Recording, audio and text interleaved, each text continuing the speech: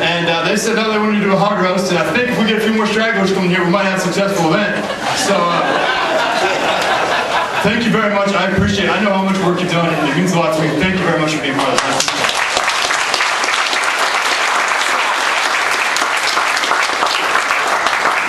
Just to change gears just a little bit, I'm going to talk to you about the experience I had about 15 months ago. I came home with my Marine unit, Charlie Company, 1st Battalion, 24th Marines. We returned from deployment, battered as a company, but proud of the service we had provided. We had been fighting in Fallujah, a city that many of you probably know about, in Iraq. And I've had some time to think over the last 15 months, and I'm sure I'll think more as I get more perspective. But one thing that's really stuck out of me, there's one thing that I kind of want to share with you tonight that I've taken from that experience. Every day in Fallujah, we would go out and we conduct foot patrols, we conduct raids, and conduct ambushes. You know, we'd be shot at by snipers and blown up with IEDs, and we'd inflict casualties and take casualties. And at the end of the day, we'd come back, and I got to thinking about how my squad would react. And to put this in context, you have to understand that I was an old man over there. I was 23 years old. I was on my second tour. I had a college degree, so the 18, 19, 20-year-old guys in my squad were just amazed that I could still climb over walls and keep up with them. But I would think about when I heard their talk, when we came back to base, what they were saying. And despite being in a situation which I don't think anybody would have begrudged them a bit, if they had complained, if they had blamed somebody, if they had, had excuses for why we couldn't get the job done, every day they went out there and they took those casualties, they did what they were supposed to do, and I never heard them say anything other than we were going to accomplish our mission. And it was a heck of a cost, but we did accomplish our mission. We did hold the city of Fallujah. We did take care of as many of our friends as we could. And that can-do attitude, that willingness to not assign blame but to get the job done is something that has really stuck out in that tour. And that's something that I want to bring to Jefferson City. No blaming, no complaints, just a determined quest for solutions. And that's sort of the theme of my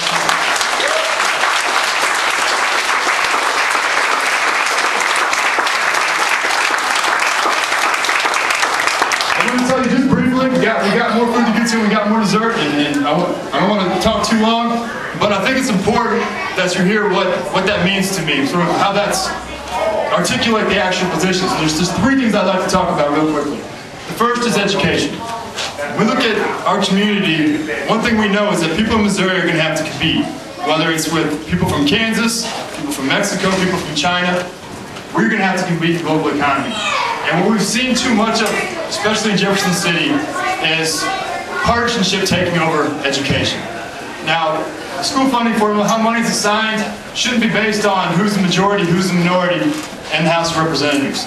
It needs to be based on which communities need the most help, which schools need the help performing, and we shouldn't put students at the mercy of politics. And that's the one thing I'd like to check.